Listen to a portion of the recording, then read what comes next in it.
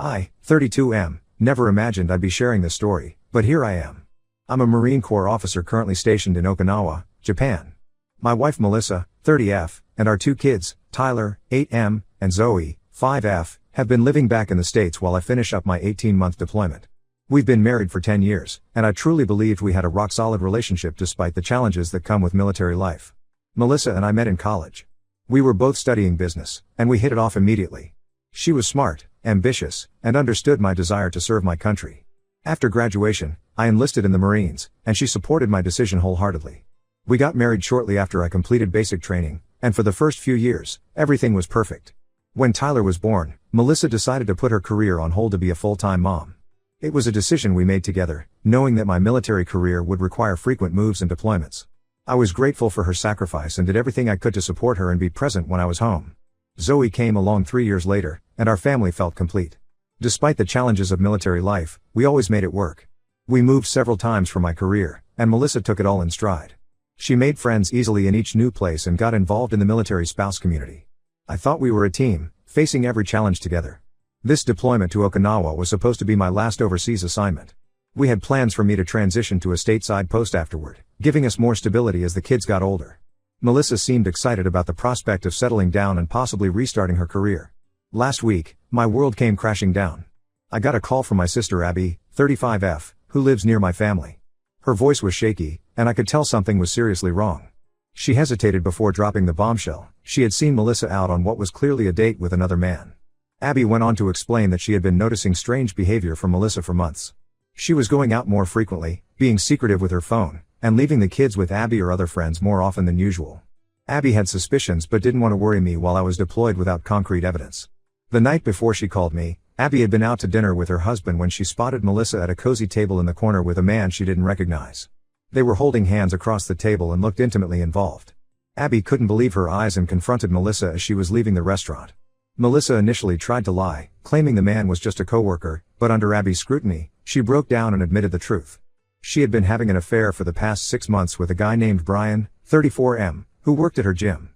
Apparently, they met during a fitness class and things escalated quickly. I was blindsided and devastated. I immediately called Melissa, my hands shaking as I dialed the number. When she answered, her voice was defensive and cold. She tried to downplay the affair, claiming she was lonely and it just happened. I reminded her of all the sacrifices we had both made for our family and my service to our country. We've moved multiple times, I've missed birthdays, holidays, and milestones, but I always remained faithful and committed to our vows. Melissa's response left me speechless. She said she wanted a divorce and was planning to move in with Brian.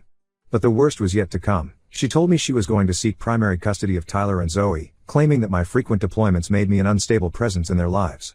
I was furious that she would use my service against me like this, especially after all the support I had given her over the years. The past week has been a blur. I've been trying to process this betrayal while also dealing with my duties here in Okinawa. My commanding officer has been incredibly understanding and is helping me arrange emergency leave to get back home and deal with this situation. My mind keeps going back to all the signs I might have missed. Were there clues in our video calls? Did her letters become less affectionate over time? I'm second-guessing every interaction we've had in the past 6 months, wondering how I could have been so blind. But my biggest concern right now is my children. Tyler and Zoe are my world, the reason I put on this uniform every day. The thought of losing custody or only getting limited visitation due to my job terrifies me. I've contacted a lawyer who specializes in military divorce cases.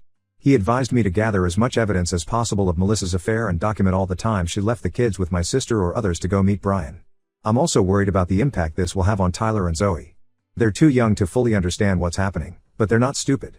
They'll know something is wrong, and I'm scared of how this will affect them in the long run. I've always been proud of my service, of the example I thought I was setting for my kids about duty and sacrifice. Now Melissa is trying to use that very service to take them away from me.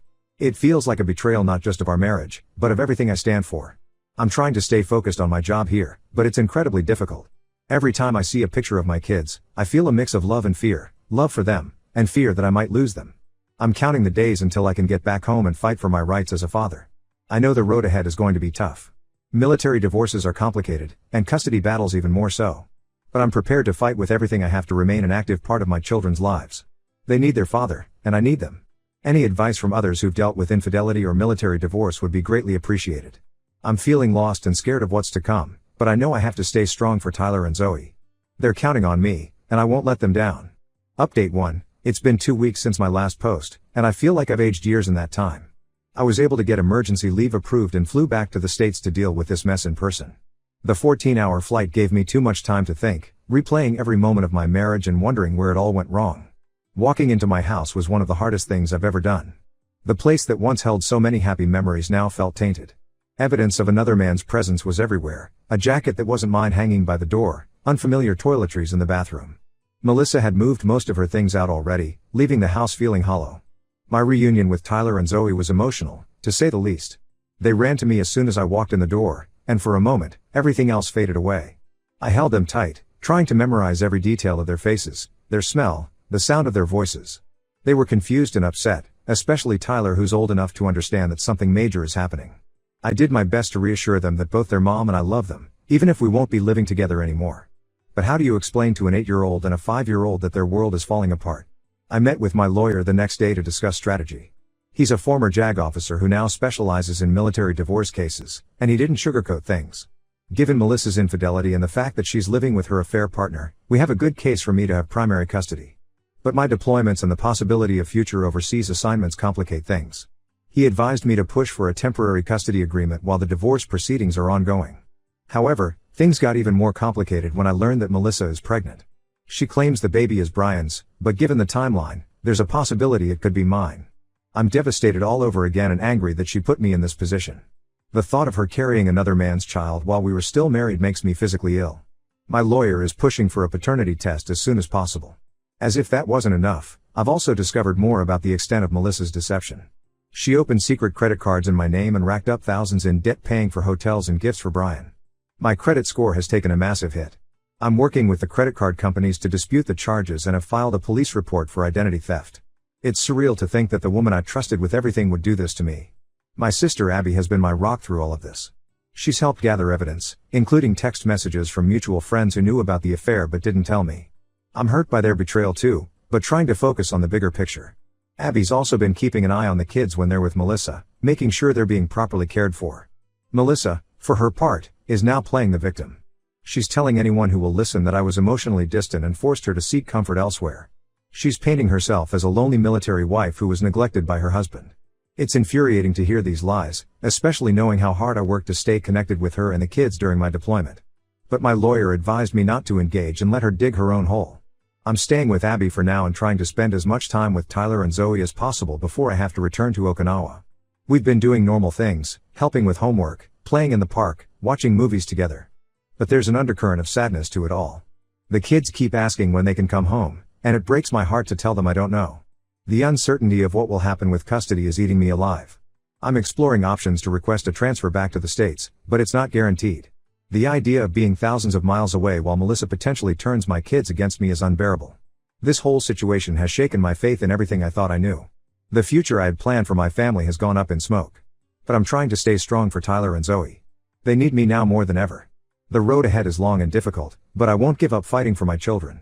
They're the reason I put on this uniform every day, and I'll do whatever it takes to remain a constant presence in their lives. I just hope it's enough.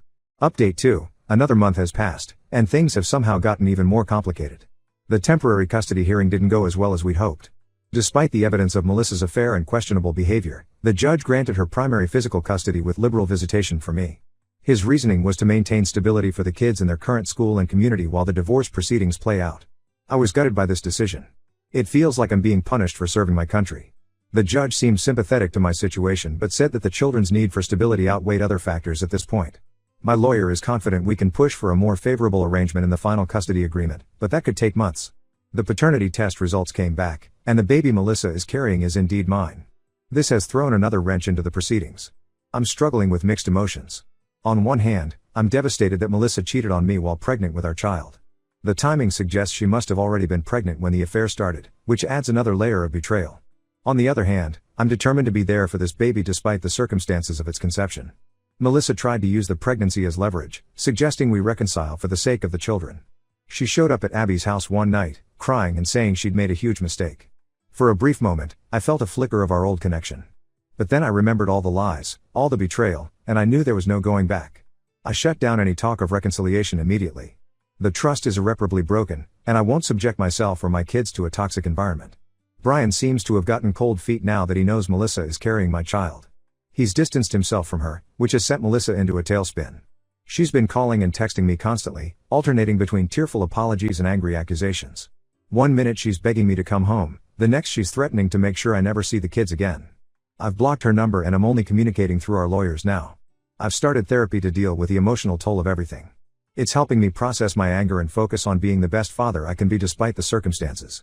I'm also looking into support groups for military parents going through divorce. Talking to others who've been through similar situations has been helpful, even if it's just to know I'm not alone in this struggle. My commanding officer has been incredibly supportive through all of this. He's working on getting me reassigned to a base closer to home so I can be more present for my kids. It's not a done deal yet, but it gives me hope. The thought of missing more of Tyler and Zoe's childhood is unbearable. The hardest part of all this is seeing the effect it's having on Tyler and Zoe. They're acting out at school, having nightmares, and Tyler has started wetting the bed again, something he hasn't done since he was 4. I'm doing my best to reassure them and maintain as much normalcy as possible during my visitation time. But it breaks my heart to say goodbye each time, not knowing when I'll see them again. Zoe asked me the other day why I don't love mommy anymore. How do you explain adult problems to a 5-year-old? I told her that sometimes grown-ups change and can't live together anymore, but that both mommy and I will always love her and Tyler. I don't know if she understood, but she seemed comforted for the moment. This journey is far from over, but I'm taking it one day at a time. My kids are my motivation to keep pushing forward, no matter what obstacles Melissa throws in my path. I have to believe that truth and justice will prevail in the end. Until then, I'll keep fighting, for my kids, for my rights as a father, and for the future we all deserve. Update 3, 6 months have passed since my world imploded, and I'm cautiously optimistic about the future. The final divorce and custody hearings concluded last week, and the outcomes were more favorable than I initially expected. Thanks to the mountain of evidence my lawyer and I gathered, including Melissa's credit card fraud, witness statements about her neglectful behavior, and documentation of her erratic actions during the pregnancy, I was awarded joint physical custody. We'll have a week on, week off arrangement once I'm permanently stationed back in the States. Until then, I'll have extended visitation during my leave periods and holidays. Melissa didn't take the ruling well. She had convinced herself that her status as the mother would guarantee her primary custody. Her lawyer had to physically restrain her from charging the judge's bench. This outburst only served to reinforce the court's decision about her mental state and ability to co-parent effectively. The baby, a boy we've named Noah, was born 2 months ago. Despite the circumstances, I was present for the birth and have been an active part of his life. It's bittersweet, bonding with my son while navigating the end of my marriage.